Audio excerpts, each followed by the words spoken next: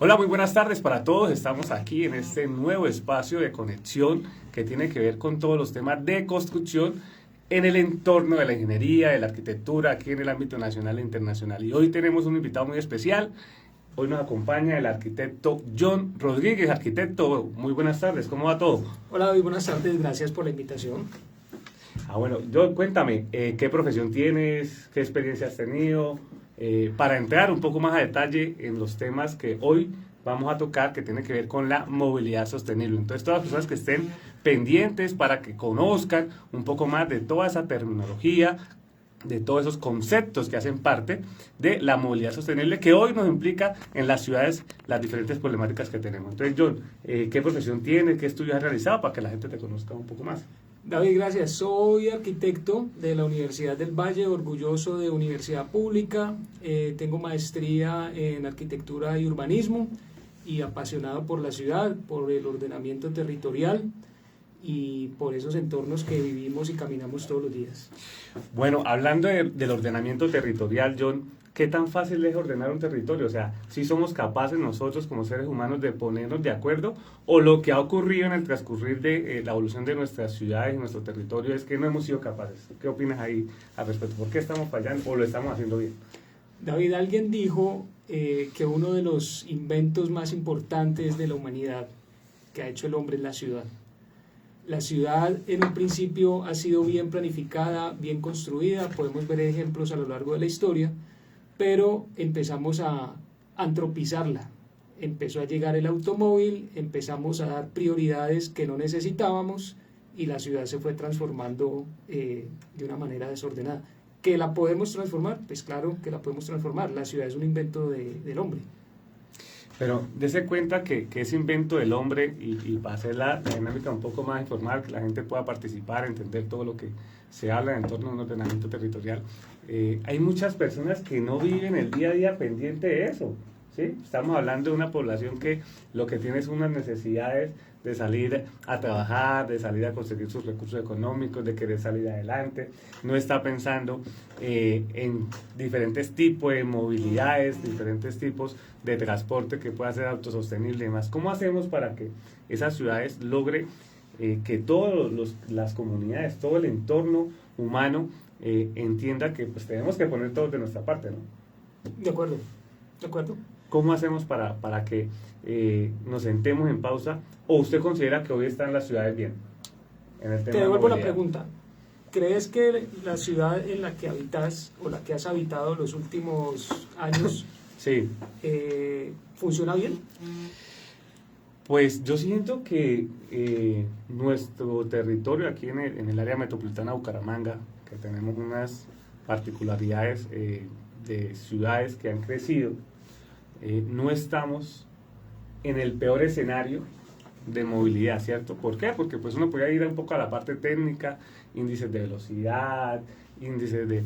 Pero obviamente pues ese crecimiento poblacional ha llevado a que en algunos entornos tengamos unas falencias en algunos nodos y eso hace que haya una percepción negativa de la gente, ¿sí? Hablábamos hace poco que muchas veces las personas desconocen esas problemáticas, ya esas crisis en movilidad, hasta cuando llegan a unas ciudades que realmente viven trancones, en donde usted está 2 horas, 4 horas. Imagínese usted en una ciudad de México, una ciudad de Bogotá, 4 horas. Nosotros aquí tenemos recorridos de 15 minutos y nos llega un trancón de 20 minutos y pues ya para nosotros es crítico, ¿sí? Pero si uno compara eso con las grandes ciudades, que son realmente retos de movilidad, pues estamos en un entorno en donde podemos mejorar esos aspectos que posiblemente no son perfectos.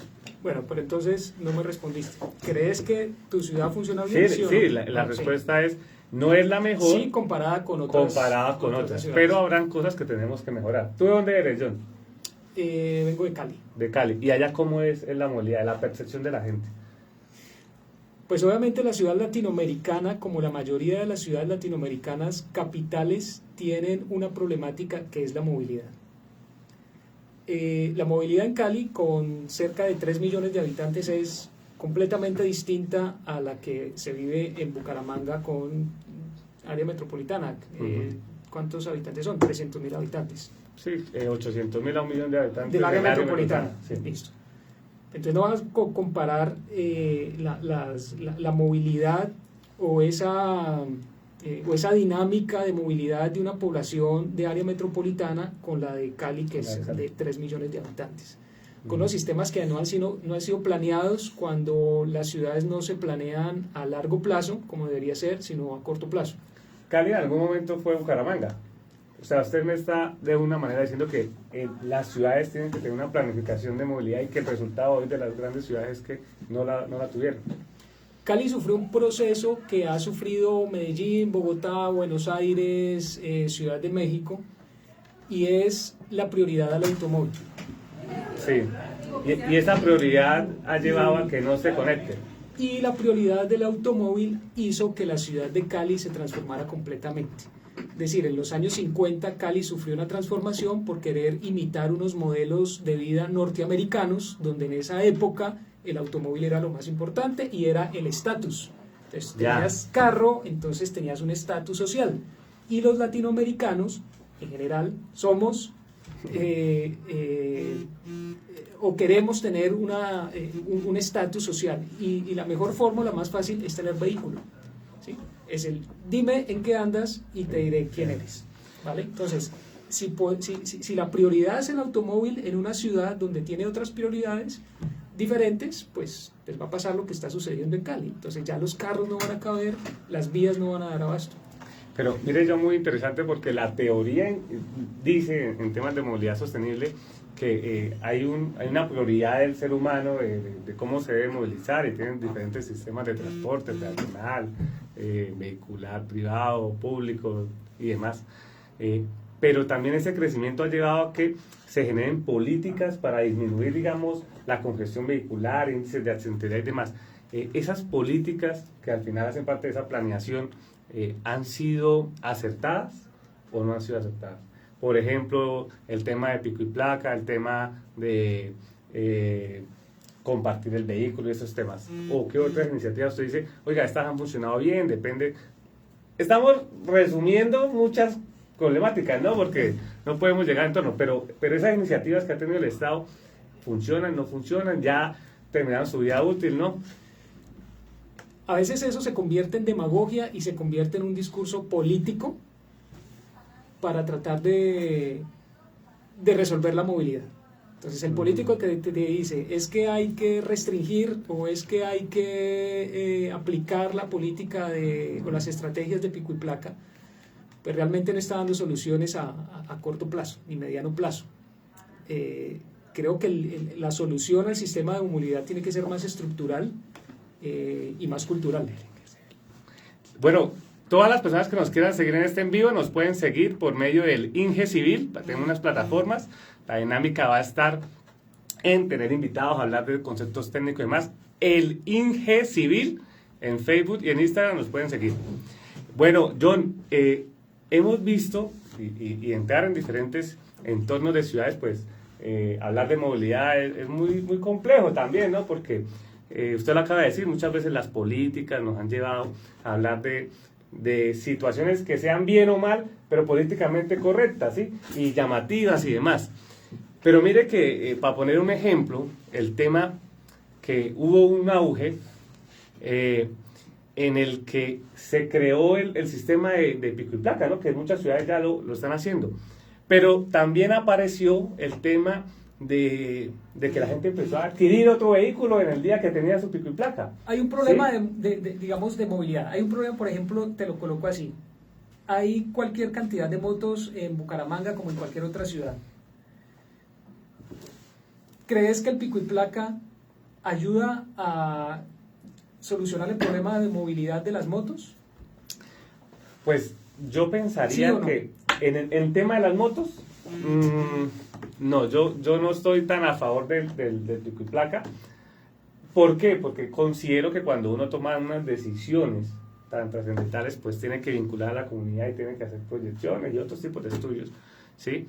Que posiblemente, si uno hubiera hecho escenarios futuros, se va a encontrar con eso. Me imagino que las personas en su etapa de ejecución, cuando plantearon estas iniciativas, podía reducir esa congestión a corto tiempo, pero al final la desembocadura era mayor, que es que la gente por la cultura que tiene busca maneras para como quien dice, irse por el lado y poder tener la movilidad día a día. Pero ¿usted considera que esa es una iniciativa buena o mala? No, mala. ¿Mala? ¿Por qué? Mala.